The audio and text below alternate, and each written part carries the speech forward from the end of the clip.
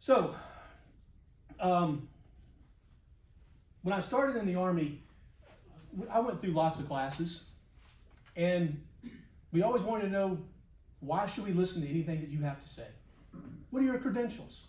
What makes you relevant to this? So, briefly, I'm going to tell you how I got to where I am here today. So, I graduated from the Citadel in 95. I went into the Army in August of 95 and spent 3 years in the Army, and I loved it and I hated my job. We had no combat, we weren't doing anything, so all I did was paperwork. Wow.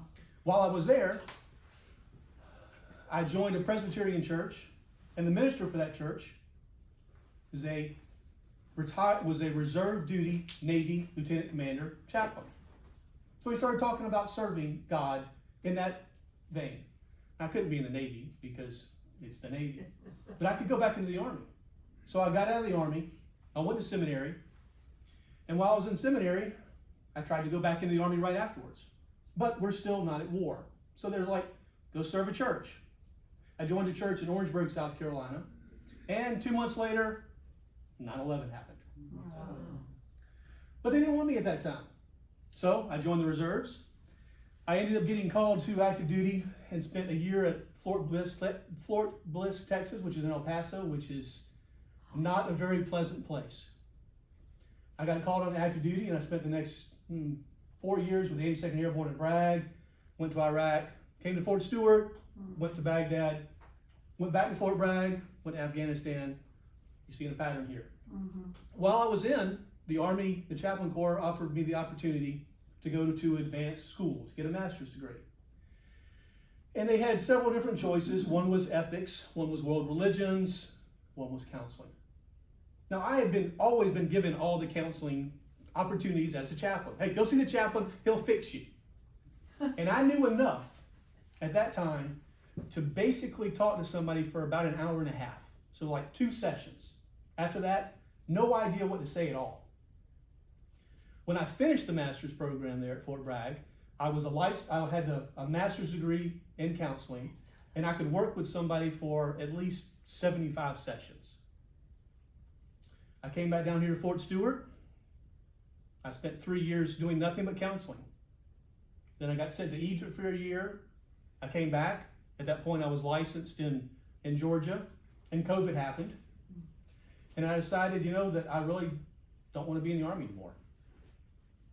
Well, the Army wouldn't let me go because of COVID. So another 2 years passed by, and I retire in May of 21. And at this point, I'm licensed in Georgia. I'm working on license here in South Carolina. And I start working in a private practice in Savannah. About a year later, the rector for our church, Father Chuck Owens, calls me. Side story, I'd known him for 45 years because he used to be a headmaster at our school, so I've known him for that long. And he said, basically, Andy, it's time for you to build me a counseling center. Go. That was the guidance I got. So now I am the director for Cross Christian Counseling Center. Last year, in 2023, I started off seeing about 3 clients a week. By the end of 2023, there was 3 therapists, and we had 954 counseling sessions that we had completed in the year 2023. So far this year, in 2024, in 6 weeks, we have completed 175 counseling sessions in 6 weeks. We have 41 this week alone. The need is growing. My specialty is trauma, is PTSD, is family relationships, is conflict resolution. I don't like working with children. I have a wonderful therapist. She does all the children. They scare me. Their problems are very, very real, and they're very serious. So I don't like working with children. But that's, in a nutshell, why I think you should have to listen to what I have to say. Okay? So any questions so far? All right. So, pop quiz. Of these people here, you've got, obviously, this is the day my daughter got married. That's my son-in-law right there. A really nice guy. This was this past year at Charlotte for the opening of college football. Carolina playing the North Carolina, and it didn't go so well.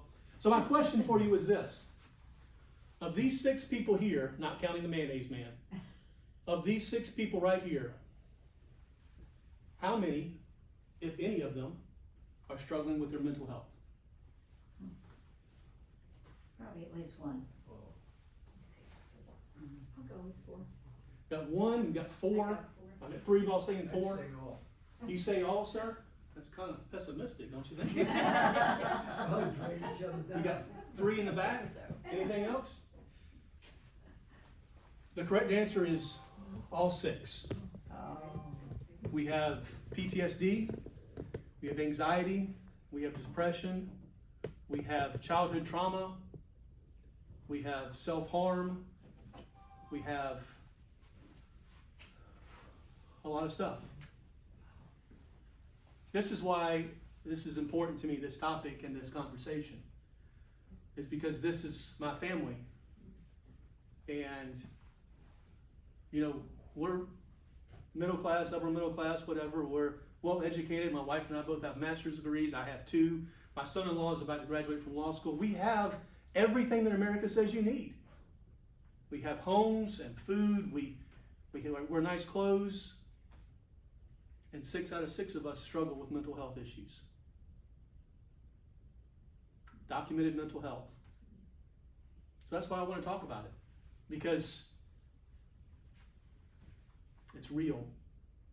And it's not going away anytime soon. So, the ones of you that said 1, we'll keep working on that. Next slide. Oh, You recognize some of these people? yeah. I mean, of course, we have Naomi Judd, Robin Williams.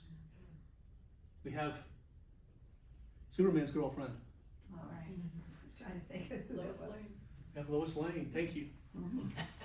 That's a better name though. So what's the we have an Olympic athlete up here.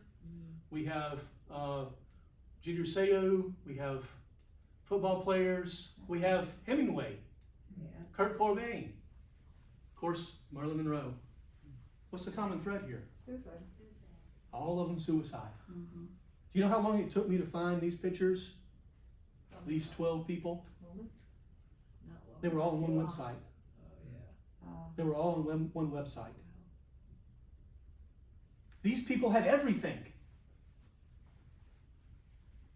Robin Williams has struggled with depression for years, talked about it publicly.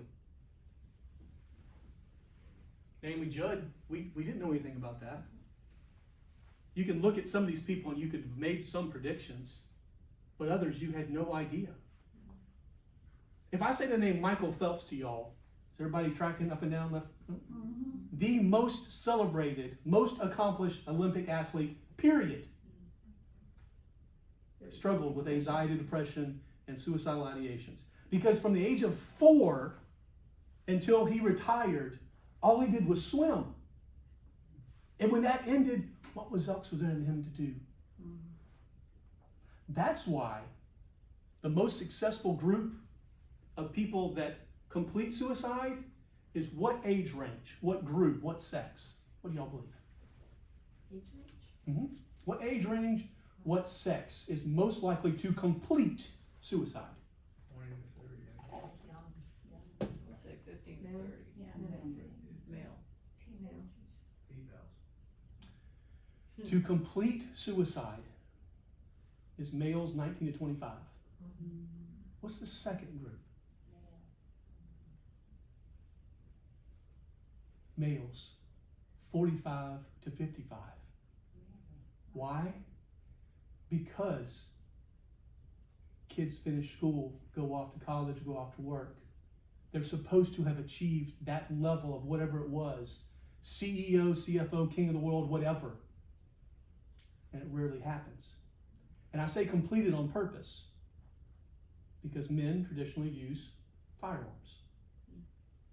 And there's not a whole lot of wiggle room with that. I don't mean to be a downer a little bit, but I want you to understand the prevalence of why this is so important today.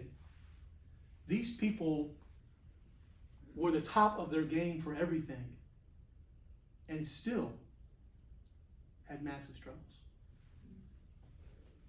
Okay, so you probably can't see this very well. I will make sure Meryl has the slideshow, and she could send it out to everybody if you put your email address on that list if you would like to. Mental health. It's not merely the absence of all of these things. It's all of this additional stuff. We talk about mental health being mentally well.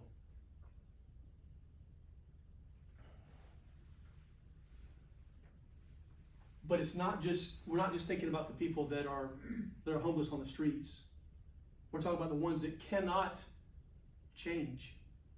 They get stuck in a pattern, and it just over and over and over and over again, they just get beat down by the intricacies of life because they can't adapt.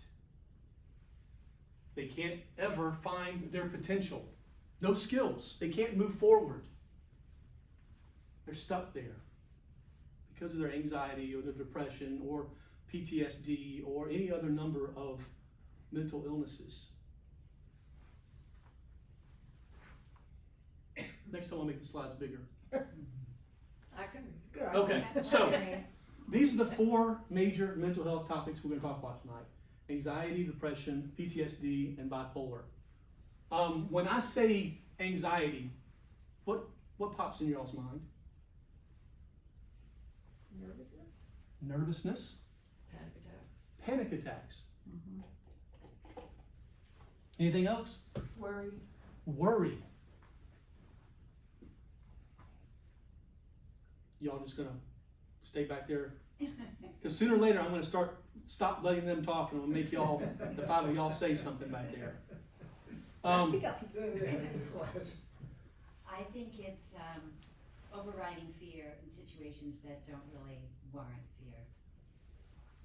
I would agree with everything except the last 2 words, warrant fear, because it's extremely subjective. When I was in the 82nd Airborne Division, we learned how to jump out of planes. And that is something that terrifies 99.995% of the population of the world. Well, it should. That's so much fun. Just don't do it. Looks like But we learned how to put things in place to deal with those situations. You can make the same case when it comes to pretty much anything in the world. Public speaking. There are so many people terrified of doing what I am right now. But with the proper training, education, and practice, it becomes something possible. So I don't disagree with your entire statement, No, but I it's understand what you're those saying. last couple of words, because what terrifies me may have no effect at all on you. And that's where we get into trouble. We as a society, we seem to think that, well, if I can do this, then everybody else should be able to do this. Yeah. You know, I can ride my bicycle, why can't you? It does not work that way. You know, we look at some of the most successful people in the world, and they're terrified of what seems like the most simple things. But yet we don't lambast them for that, but we do for anxiety. You know, you talked about worry and being worried about things there. It's beyond worry in the sense that when I was growing up, we used to use worry as a negative tool. Oh, she's a worrier. Oh, she's a nervous Nelly. No, she's anxious. Because that topic, that idea, he does not know how to deal with that. And it's that classic fight, flight, freeze. They are struggling with the reality of that opportunity. Whether it's going to the chalkboard and writing the answer, whether it's reaching out and talking to someone, that anxiety just overcomes them. Now, talking about depression, what do y'all think about when you hear the word depression? ultimate sadness.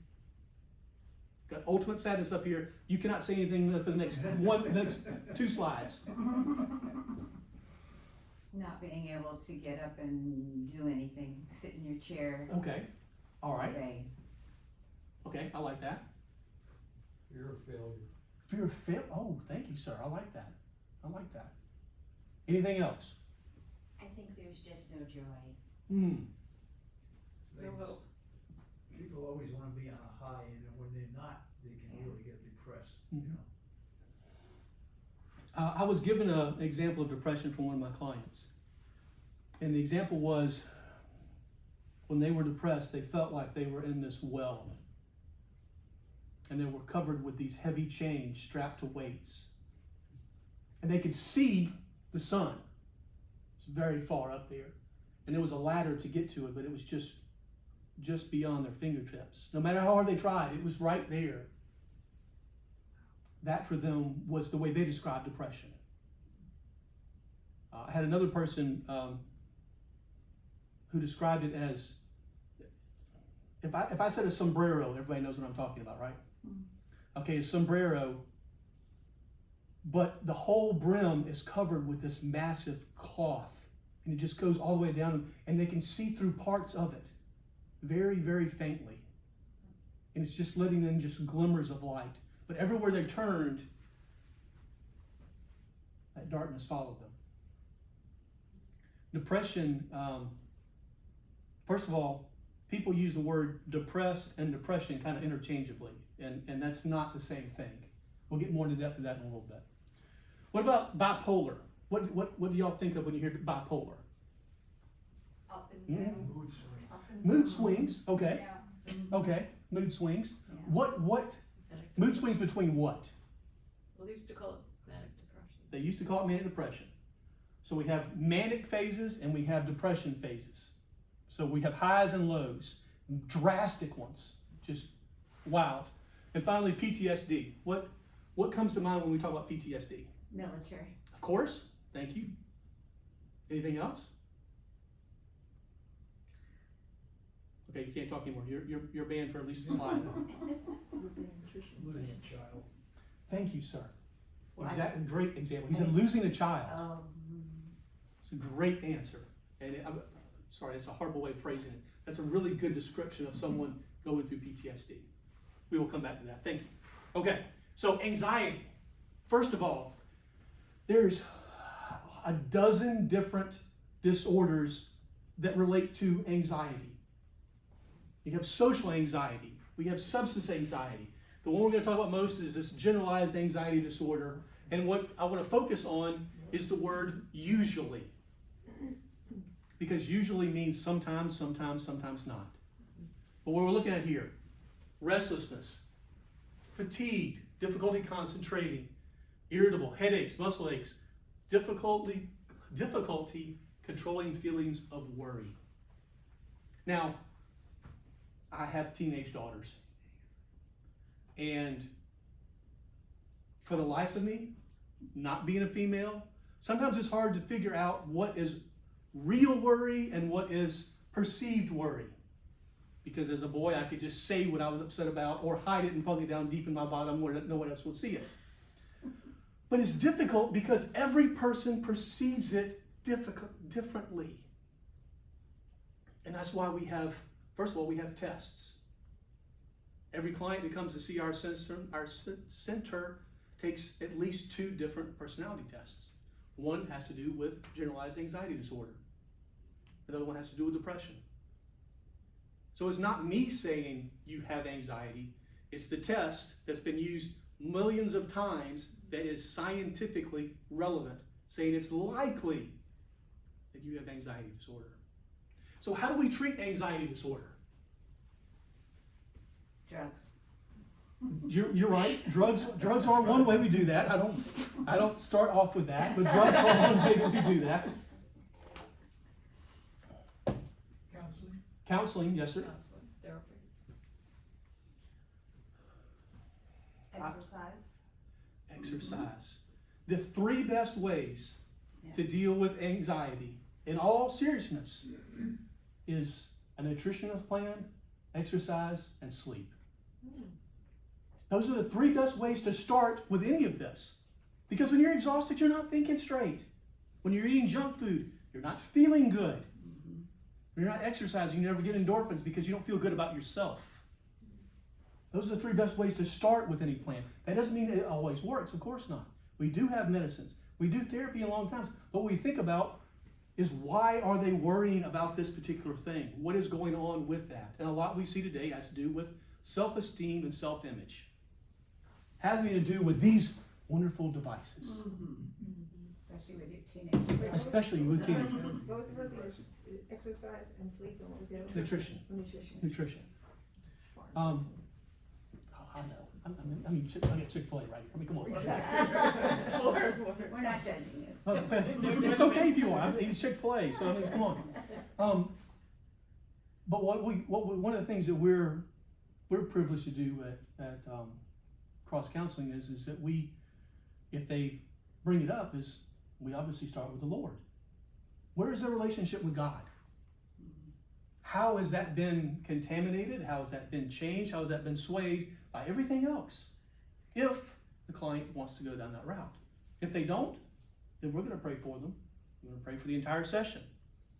It's not something that's mandatory, but if you bring it up, we're going to get going on it. Couldn't people get more depressed if they're relying on a God and he doesn't come through for them? I mean, Oh, it can. Yes, for them, it can. Certainly can. Which is why we would not start down that route.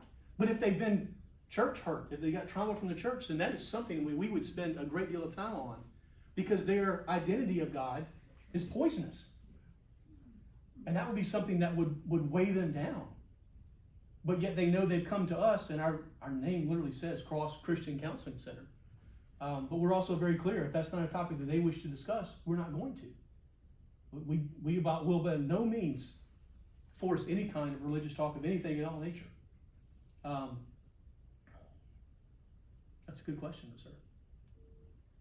Does it make sense? To answer your question? Okay, so how common do you think anxiety is across our country today? Very high. Very It good. is. Very good. It is. Yeah. And there's even more of it that's not diagnosed. Sure. And a lot of it, in my opinion, I've not done any kind of studies on it. I am not a psychologist, a psychiatrist. In my opinion, with my experience, social media has had a great deal to do with it. Sure. And it is not getting any better.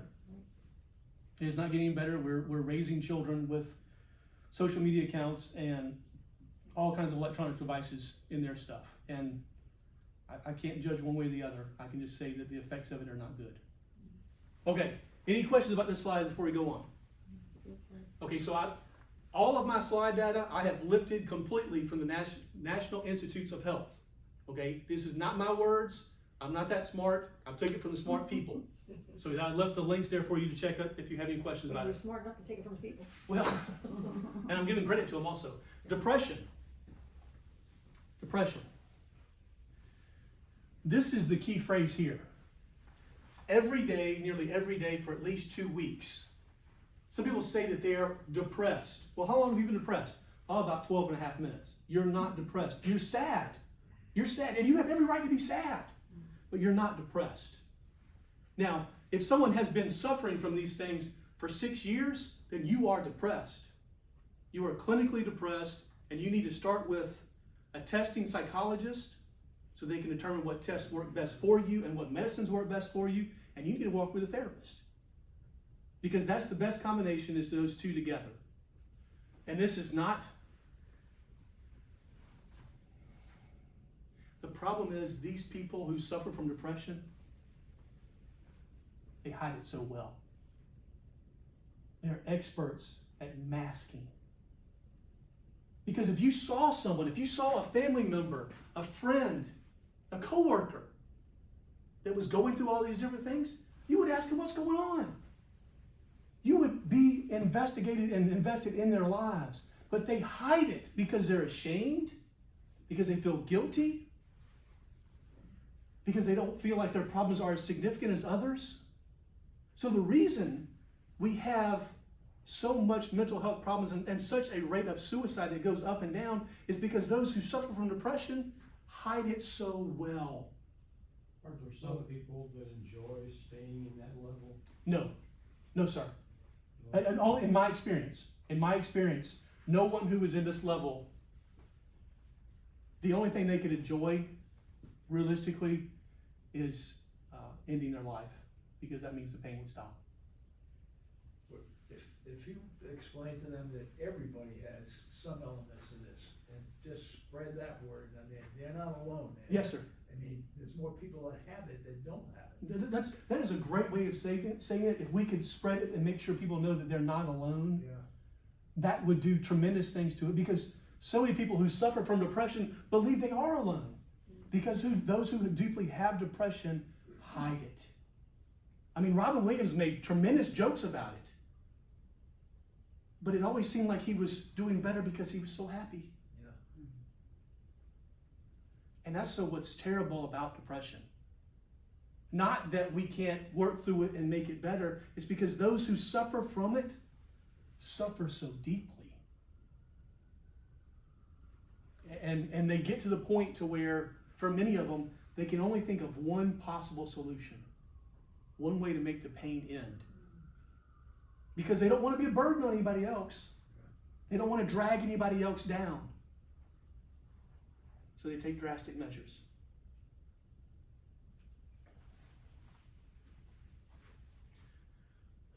Oh, okay, bipolar disease. It used to be manic depressive or just manic depression. But again, this is high highs and low lows. This is a 6-year-old boy who you just stuffed full with Count Chocolates and Krispy Kreme donuts. That's the manic phase. I mean, they are running across the entire world, screaming, jumping from the top of their lungs. And then the sugar rush crashes, and they are slugs on the bottom of the ground. They could not crawl, move, anything at all. That's the massive range. And it's hard to diagnose bipolar specifically because it is so unique to each other. It is so unique to a person. You have to look for those highs and lows, and you have to chart it over several weeks and several days at a time. This one also, this is medicine, and this is therapy. But this is manageable. But again, we still are still working through the idea that mental health illness is not something that happens to those people over there. We still have far too many people who make jokes about mental health, who talk about being weak. And if I had to put a label on it, more often than not, it's men my age and older who feel like mental health makes them weak in front of their spouses or weak for their children. It's getting better. The generations after mine are talking more about it. But the ones that have done the most damage look like me and a little bit older. PTSD. When we talked about this, y'all immediately said military, and then we had loss of a child. This is one of, I don't want to say one of my specialties, but this is just something that I've had a great deal of experience with. And actually, less than half of the experiences I've done with PTSD have actually ever served in the military or in first responders or anything like that. I worked with a female who had undergone multiple rapes. I worked with a female who was sitting in her car with her husband and stopped traffic on 16 going to Augusta when they were rear-ended. And she was looking dead at her husband, and she watched his head, bam, bam, bam, bam, bam. She could not sit in the passenger seat of a car because every time she did, she was right back there beside it. And this is one of the worst problems in my mind that we have done, is we've told everybody that PTSD only happens to the military. And that is so far from the truth. I mean, granted, do a lot of us have it? Yes. Does that mean we have the sole rights to it? No. But this is reoccurring. This is nightmares. This is flashbacks. This is reliving bad things. And there's two really powerful ways of working with PTSD right now. One is called exposure therapy. Let's say you had a trauma in a car accident. So what we would do is we would slowly reintroduce you to that exact moment in time. We would start big picture. Let's talk about the month of August when the car accident happened. What was it like? What were you doing? Next session, Let's talk about that week that happened during that time period. I mean, keep going all the way through it until you can retell the entire story and be safe in that story. The second one is called EMDR, which stands for Eye Movement Desensitizing and Reprocessing. Have all of y'all seen a baby sleep? You know how their eyes go back and forth under their eyelids? What we think is happening, we don't know for sure because we can't cut the kid's head open and look at their brain. We think that they're moving the memories from the short-term part of their brain to the long-term part of their brain, which is why we don't have to constantly learn how to re-walk and to crawl and all those things. We do that, you do that now. Just nobody's awake to watch you do it. What we think happens with PTSD, again, think because we can't. We think that the memory gets stuck in the short-term part of the brain. And it can't move over the long-term, so we can't process it. So that's why we have the recurring nightmares. That's why we have all of those vivid smells and sources of this just overwhelm you. So what EMDR does is we simulate the eye movement back and forth using either a light beam, using like a metronome clock, or even by touching, and that way the client can feel moving back and forth as they describe the actual event. It is not fun. Clients do not enjoy it because I'm going to make you discuss in great detail that event. But at the end of it, instead of being a 4K surround sound, massive motion picture, it's a Polaroid.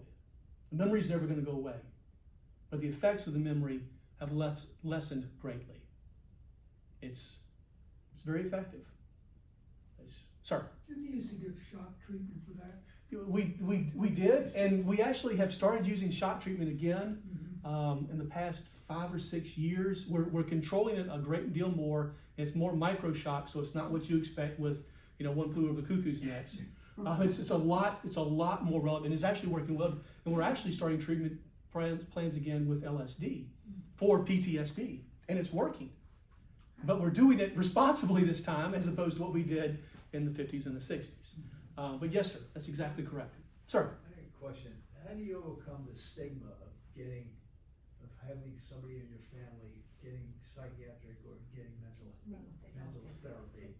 Well, you know what I'm saying? that's Especially if they get older and they don't even think they need help. okay. You know? Do you remember the movie Saving Private Ryan? Yeah. Sure. Okay. When that movie came out, literally tens of thousands of World War II vets went and saw it because it was the best one ever made. Within days of them watching it, this was prevalent in their lives Still had it, they got it, people watching it. because it reminded them what they'd gone through. They did. And we saw them react badly because they were 19 and now they're 70. And everything here just came back. Wow, it's terrible. You're extremely right, sir. How do you get that done? We talk about it more. We have people at every phase in life talk about it. I mean, with my PTSD, that happened to me in 2007, and I still talk about it today. It's not pleasant. I don't enjoy what it signified, but if it helps one other person of any background talk about it, I'll happily share the entire story. Does reliving this a number of times, and does it do you good and just thinking about it and show you survive it? Well, it does. It does in the sense that I did survive it. I was in a convoy in Iraq, and we were on the way to resupply a base, and the insurgents had planted a bomb right at the entrance of a town, so we had to go around it. And they had made such technological advances that they no longer could use remote bombs close to us because our electronics would black it out. So they had to use trigger devices that were 2 and 3 football fields away. The problem is they couldn't see where the bomb was planted. So they took Coke cans because America loves Coca-Cola. And they would take Coke cans and they would fill them with dirt and sand. And that would be the point for them to say, when this tire crosses that one, because you can see a Coke can a long ways away, that's when you hit the trigger. So I was sitting there and I looked past it and there's a Coke can right there, and I'm like, well, this is about to be a bad day. And I didn't know I had it until I go on R&R with my wife, and we're in Charleston, South Carolina, and we're walking in a parking garage about to go have dinner, and some idiot had left a Coca-Cola can right there. And I froze. Because I could drink Coca-Cola, but that Coca-Cola can was in the wrong place. That was dangerous. My wife had to literally take my hand and walk me around the Coca-Cola can. You want to talk embarrassing, walking with your wife around the Coca-Cola. But that's when I realized that that was not right. PTSD happens to so many people every day, but we think that it's only the military or first responders, and it's not. It's not. And give me a TV, I'll talk about it right now to anybody and everybody. If it makes a difference in one person. It's my life, it's my story, it's who I am. But I drink Coca-Cola all I can now, because I beat that Coca-Cola can. Big bottles now. Well, the bottles, because it's easier to keep them for when you don't use them all at one time. But PTSD is, the problem with PTSD is the different symptoms and scenarios. Because we still have a stigma attached to it that only certain people are allowed to have PTSD. And that's not fair. And these behaviors, if you think of, this is easily startled, being on guard, this really concentrating, you can put so many other things. This guy's just an idiot. He's just mean. She's just angry. She's just depressed, or she's just upset. No. He's suffering from PTSD. And then how do you get them to accept that diagnosis? Well, you put a Coke can in the corner and see how they respond to it. You make them tell the story. I found my father-in-law would not talk about the war. Mm-hmm. Yeah. Mm-hmm. So that's this. Probably. And there's another aspect of this, of PTSD, that we're just now really coming to grips with, is something called moral injury. Now, the difference, the symptoms are literally the same. The difference is what caused it. PTSD happens to you. That bomb blew up and happened to me. Mm-hmm. Moral injury is something that you did. An example of that is a police officer on the road, gets a call, dangerous vehicle up ahead, pulls the car over, guy comes out with a gun shooting, police officer takes that person's life. Did everything correct, but still has the moral stain, the moral injury of what he had to do. He took a life, she took a life. It's very similar, but the cause is different, because PTSD, again, that was something that was done to you. Moral injury is something that you made the choice to do. You did the right thing by every account of the rules, by protecting others, but you still have this stain on your soul for what you did and have to deal with. So those are two of the prevalent things right now that we're seeing in different kind of worlds kind of coming together. All right, questions on PTSD anymore? All right, next slide. All right, how do we talk about mental health? If this is a concern, you put it on a calendar. You make focused time to have a discussion. And there's some families that will respond well to it, and some families that will not. There's some people that just don't believe in this. That's okay. Other people will. Please don't give up. The biggest thing I've found with this is just shutting up and listening when someone comes and has a problem. I can make almost any one of you talk if I wanted to by just being quiet, because you'll get uncomfortable and start chatting. The less I talk, the more it gives you the opportunity to do so.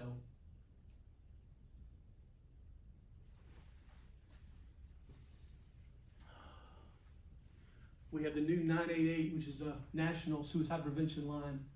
anywhere in the country, someone that answers 24/7. And it's people that are trained, it's people that are responsible, people that have the resources, people that can help. There's countless resources across our area and our community.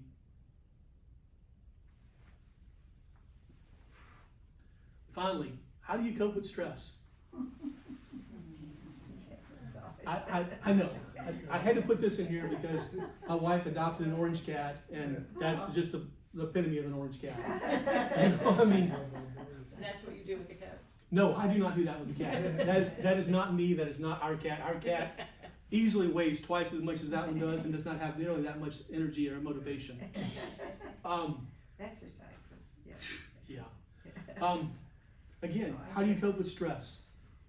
We sleep, nutrition, exercise are the big three. We find ways to get up and out, even if it's just for 5 minutes. We know that the sun is a great source of rejuvenation. You know, all the vitamin D and things like that to make you feel better about being outside. If you have someone that you're concerned about, don't let them go. Don't let them stay there. Don't let them stay in that hole. Don't let them stay there. Maybe you can't get them out, but you can sit with them in that muck. What does manage expectations mean? It means that if I start running tomorrow, I should not prepare to sign up for the Boston Marathon on Saturday. Keeping the expectations realistic. I'm not going to lose 40 pounds by next week. Maybe I can lose 1.5 pounds. Does that make sense? Yeah. Okay. And I can't lose that weight? I'm not saying for you. I'm saying for me. I'm saying for me.